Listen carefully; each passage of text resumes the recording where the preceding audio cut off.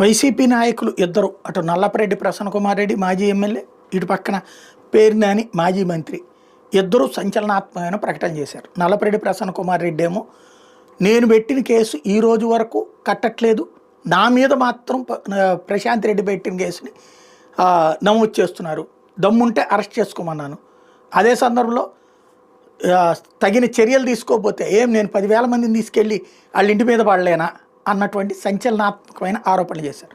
దీన్ని అదిగో 10,000 మందితో వాళ్ళ ఇంటి మీద పడతానన్నాడని రాస్తారు, కానీ వాళ్ళు వెళ్ళి వీళ్ళ ఇంటి మీద దాడిని రాయరు.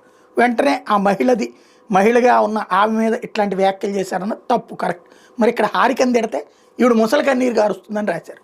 ఇప్పుడు పత్రికలే తెలుగుదేశానికి దరిద్రమైనవి.